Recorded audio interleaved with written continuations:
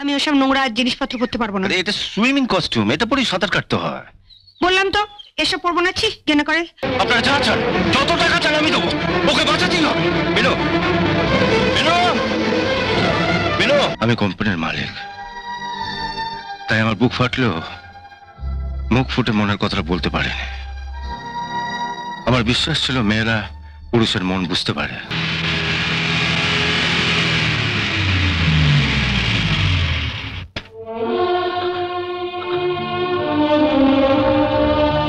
এসো আমার সঙ্গে। কোথায়? একদিন হাসি মুখে তোমার অনুরোধে আমি তোমার পথ ছেড়ে দিয়েছিলাম, আর যার জন্য পথ ছেড়ে দিয়েছিলাম সে তো আমায় যেতে দিন। মিনতি, অলোক আজ শুধু তোমাকে অপমান করেনি, আমাকেও অপমান করেছে। তুমি ওকে ক্ষমা করতে পারো, কিন্তু আমি পারবো না।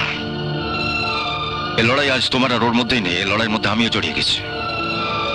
তুমি হয়তো জানো না, আজ পর্যন্ত কোনো লড়াই আমি হারিনি, এবারও হারবো না। মাস্টারমশাইকে বলে আজই আমি তোমাকে নিয়ে যাব হাজারিবাগ।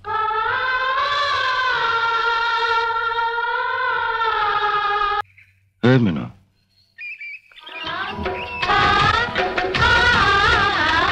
এভাবে ভেঙে পড়লে চলবে না মিনু। আর তুমি তো এত সহজে হার স্বীকার করে মেয়ে নও।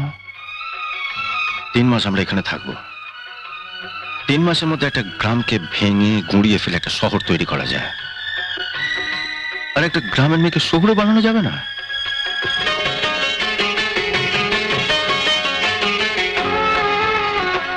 অলোক তোমাকে গেঁয়ো ভূত বলেছে, একদিন এই গেঁয়ো ভূতকে দেখে ওকে চমকাতে হবে।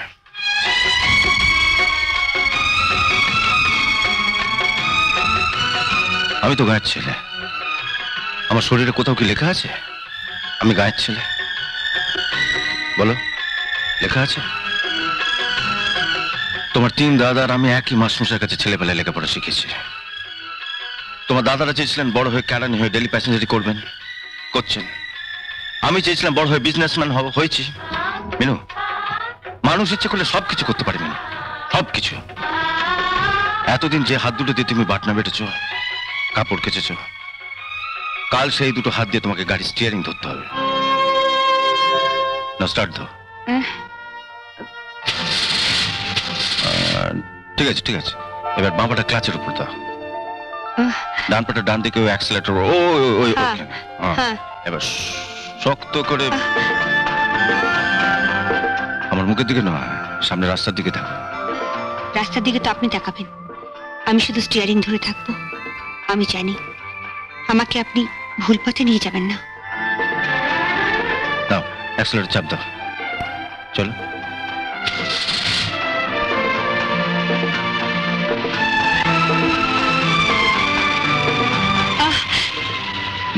বেশ তো চালাচ্ছিলে, থামলে কেন? হঠাৎ ব্রেক করছিলে যে? আবার নতুন করে চলা শুরু করবো তাই। আমি হাত সরিয়ে নিলাম, এবার তুমি নিজে চালাও। আচ্ছা। কাল আবার বেরোবো। এখন কি করব? রেস্ট নেবো। মোহাম্মদ আলীকে আসতে বলেছি, তোমার জন্য যে নতুন পোশাকগুলো বানাতে দিয়েছি ও ট্রায়াল নিতে আসবে। ও,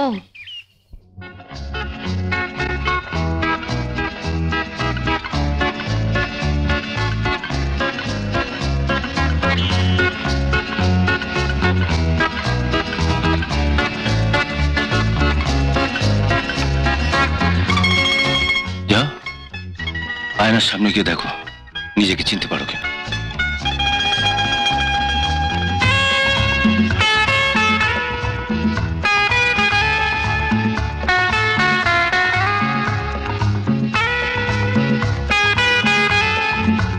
লজ্জা পেলে চলবে না মিনু, আমাকে জিততেই হবে। তুমি শুধু আমাকে একটু সাহায্য করো। আমি তুমি সুখী দেখতে চাই মিনু, দেখতে চাই যে অলোক তোমাকে গেঁয়ো ভূত বলে দূরে সরিয়ে দিয়েছিল, সেই অলোকের রূপালীকে সরিয়ে তোমাকে কাছে টেনে নিয়েছে। মোহাম্মদ, মেম সাহেবের সুইমিং কস্টিউমটা আনার কথা। স্যার, আপনার চাদরটা ওই ঘরে আছে। হ্যাঁ ঠিক আছে, মেম সাহেব কাল থেকে সুইমিং শুরু করবেন, তুমি ওটা ওকে দিয়ে দাও, আমি বাইরে আছি।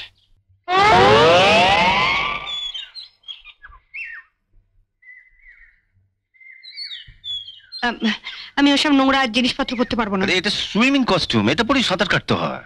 বললাম তো এসব পরবো না, ছি কেন করে। আমি শাড়ি কিংবা এগুলো পরে থাকবো। হ্যাঁ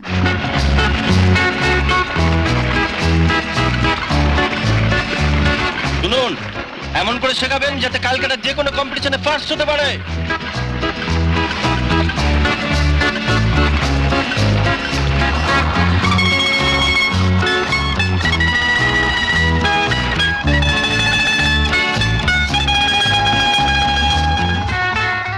স্যার সর্বনাশ হয়ে গেল। কি হয়েছে নাকি? ঠিক খেয়াল করিনি, মিনতি দেবী এগাতে গিয়ে হাত ফসকে বেরিয়ে গেল।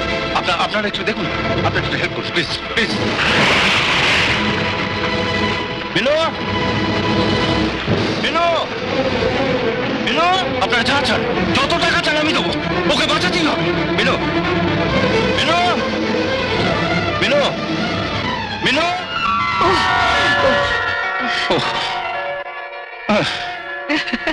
আপনি কি বোকা, একটা গ্রামের মেয়েকে সাঁতার শেখাচ্ছেন? গ্রামে না পুল নেই, কিন্তু পুকুর তো আছে। আমি এইটুকু বয়স থেকে সাঁতার কাটছি। রাখবো না কেন বলুন? সেই দীঘা থেকে ফেরার পর থেকে দেখছি আপনি ছলচাতুরি করে অলোককে আমার থেকে দূরে সরাতে চাইছেন। এখানে তুমি ভুল করছো রূপালী।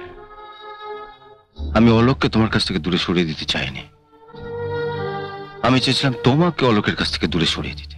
আপনার কথা ঠিক আমি বুঝতে পারছি না স্যার। তুমি বুদ্ধিমতী মেয়ে বলে আমার বিশ্বাস ছিল, ভেবেছিলাম তোমাকে কিছু বোঝাতে হবে না, তুমি নিজেই সব বুঝে নেবে। কিন্তু বুঝলে না বলে অলোককে কাজে নামে বাইরে পাঠিয়ে তোমাকে ডেকে পাঠালাম। আমার অফিসে এত মেয়ে থাকা সত্ত্বেও আমি তোমাকে বেছে আমার ঘরে আমার চোখের সামনে এনে বসালাম। ভেবেছিলাম আমার চোখের সামনে থেকে তুমি আমার চোখের ভাষা বুঝতে পারবে, আমি তোমাকে নিয়ে ঘর বাঁধার স্বপ্ন দেখছি। ভেবেছিলাম তুমি আমাকে ছুটে এসে বলবে, স্যার এই কাঁচের পার্টিশনটা ভেঙে ফেলা যায় না।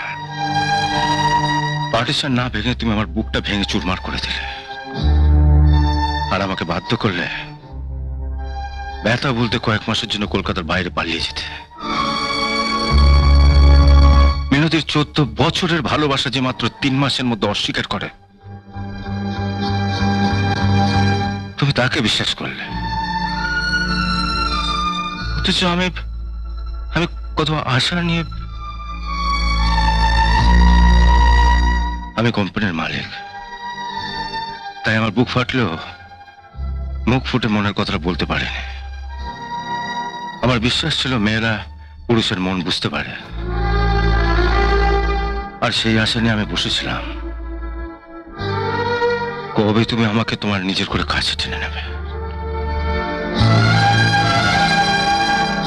অবশ্য এখন এসব কথা বলে তোমাকে কোনো লাভ নেই,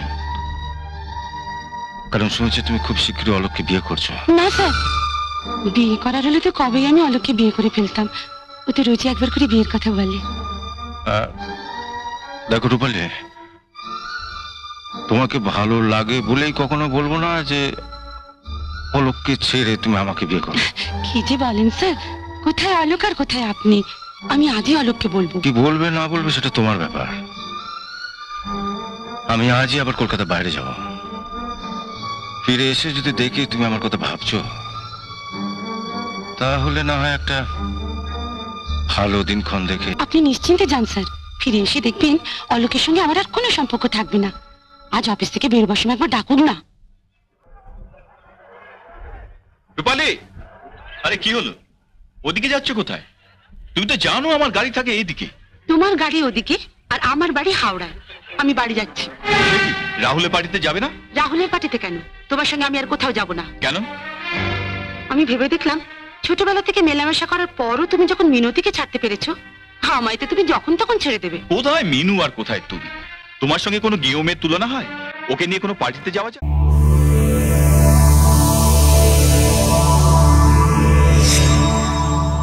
এমন আরো অনেক ভিডিও দেখতে এই চ্যানেলটি সাবস্ক্রাইব করে নিন এবং পাশের বেল আইকনটি প্রেস করে দিন।